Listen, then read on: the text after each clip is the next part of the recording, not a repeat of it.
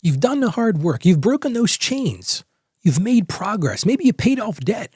Maybe you've built that savings account. Maybe you've completely shifted that mindset. But now comes the question that nags at so many people. Ralph, what if I slip back? What if these wins don't last? And the truth is, most people do.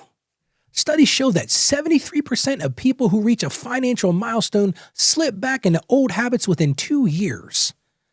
And that's why this breakthrough that we've talked about for the last 30 days isn't enough.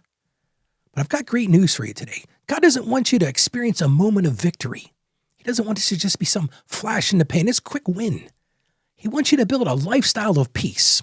And today I'm going to show you how to lock in your wins. I'm going to show you how to solidify your habits and truly turn progress into permanent confidence. I'm going to launch a little mini-series now, but this is where transformation becomes lasting.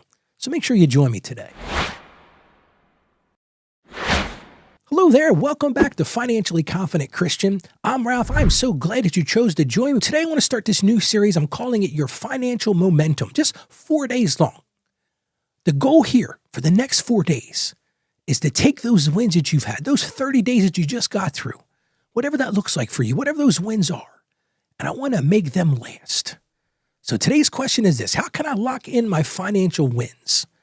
Because listen, if you're like me, you've gained some clarity. Maybe you've paid off debts. You started saving finally. You've got that budget that you're using. But then that fear starts to talk in the back of your head again. You start to develop this fear, and you start to think, what if those old habits creep back in? Because you go think about your past, and you thought in the past about those strong starts. But then like many people, like so many people, like me, I'm going to be honest with you, you start to fade out a little bit. And when that fade starts, you start to feel discouragement. Can I really do this? Yeah, I did it for 30 days, man, but I don't know if I'm going to be able to continue. And that leads to stress. You start to stress about every decision that you're making. You're starting to get that mindset of shifting back to that scarcity. And then you start to have a lot of self-doubt. And that's a critical, crippling thing for so many people. And you have this fear. You fear you're losing those hard-won wins, that hard-won progress. And I saw this statistic in the Journal of Behavioral Finance, and I thought this was perfect. It said 80% of people who don't set up systems after a win relapse within 6 months. And that's what we're going to talk about today, because if you truly want to win, you need systems. If you don't have a system in place, those things are going to fade. And here's the thing. Transformation isn't just about big moments. So many people think transformation is going to be this magical moment, this aha moment. But that's not what transformation is. Transformation lives in the trenches. It's about those habits, those daily decisions. Hey, maybe for you, it's those hourly decisions. Am I going to avoid those impulse buys? Am I going to make decisions to be content? Am I going to make decisions to be generous? It's those habits, those day in and day out habits that truly stick. Because the word gave us this truth. It said, God completes what he starts. And I love this verse from Philippians chapter 1:6. And I've used this on the show so many times as we discuss this little mini 4-day series. Again, Philippians 1:6. He who began a good work in you will carry it on to completion until the day of Christ Jesus. And as I've said so many times on this show, God's desire, God's heart, and I want you to hear this. Whatever you're doing right now, just listen to me for 1 second. God's desire is for his children to have lasting peace. He doesn't want short-term relief for us. He doesn't want us to take an aspirin and we'll feel better for a little bit. He wants us to live in that financial peace. In order to do that, we've got to be proactive with this. We need to solidify those habits. We need to reduce that relapse of fear, and we really need to build lasting freedom. And there's a guy named James Clear, wrote a book called Atomic Habits. And I thought this was perfect for today as we launched this 4-day series. This is what James Clear said. He said, you don't rise to the level of goals, you fall to the level of your systems. So now the big question for today is, how can I make progress permanent? And you're going to be surprised at what I tell you. It's kind of an unusual, but a different take on this. Celebrate those wins. Truly celebrate those wins, tie them into habits, and then review those things consistently. Because you can transform those little breakthroughs into lifestyle rhythms. And I love what Zig Ziglar said. Zig Ziglar's one of these leadership experts. That's what Zig Ziglar said. He said, repetition is the mother of learning, the father of action, which makes it the architect of accomplishment.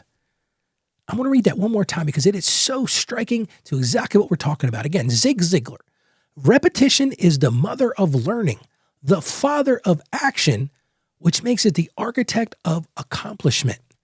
So here's your one action step for today to truly embrace this new season and to break that fear of falling back into your past history, your relapses, if you will. You don't want to be one of those statistics.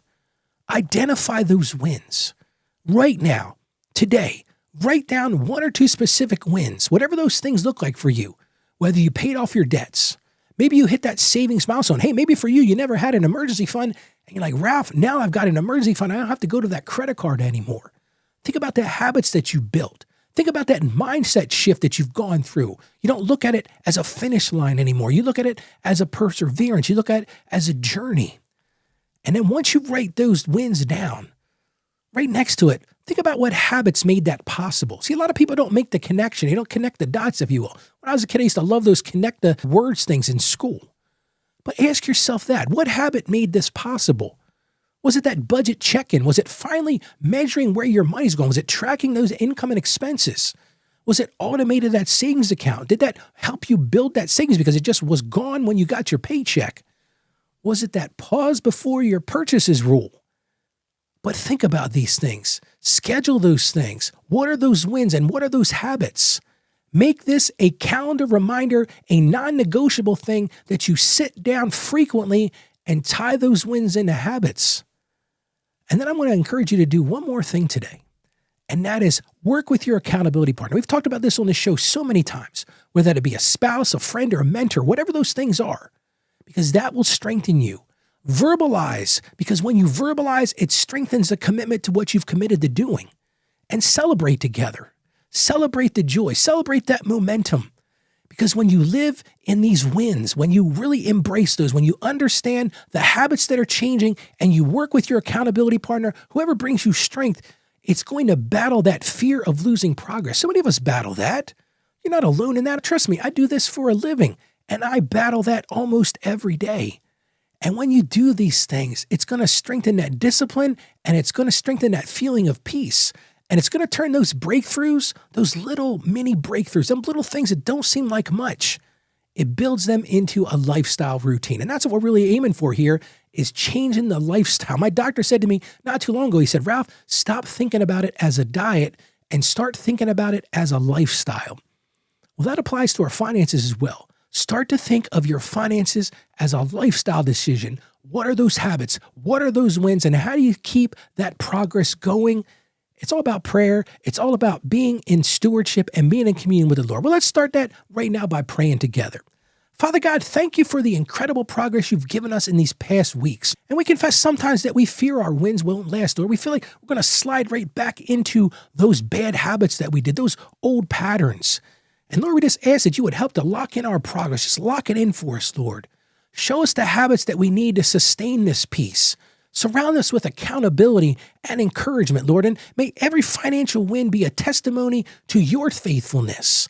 And may our confidence grow stronger each and every day as we walk this journey with you, Lord. You said you will never leave us nor forsake us, Lord. And we ask this in confidence. In the name of Jesus, amen. Lock in those wins, because that's how confidence lasts. So I'm going to encourage you today, celebrate one win, tie it to one sustaining habit, because you're not just experiencing a moment of change, you're building a lifetime of confidence in Christ. And I love what John Maxwell said. Small disciplines repeated with consistency every day lead to great achievements gained slowly over time. That's what it's all about. Those small disciplines, day in and day out, they lead to achievements gained over time. And right now, if this show is helping you, if our series or the last series we went through, whatever those things are, if they're helping you, I'm going to encourage you right now, share it with a friend. Maybe you know somebody that's struggling financially. You know they're in the dark. They're really battling these things. You might very well be the very encouragement that keeps them going. Just send them to our website. You can send them to financiallyconfidentchristian.com. And listen, while you're there, I want to give you something for free. There are no strings attached to this. I just finished writing my third book. It's called How to Become a Financially Confident Christian, and it's yours absolutely free. You can download it right on the website because I want more people to experience the peace and the joy and the true communion with the Lord that they can gain by being a financially confident Christian. Just go to our website. That's financiallyconfidentchristian.com/becoming. Again, that's financiallyconfidentchristian.com/becoming, and go download my book. You're going to love it. It was a passion of mine, and I think it's really going to be impactful for you today. Now, tomorrow on the show, we're going to talk about your secret weapon against losing motivation. So many of us battle this fear of losing motivation. So I'm going to encourage you, don't miss tomorrow's show. And I want to remind you right now, you can do this. I believe in you. Believe in yourself. And more importantly than any of those things, God believes in you. He wants to see you be a financially confident Christian. So I'm encouraging you right now, stay financially savvy. God bless you, and you have a great day today.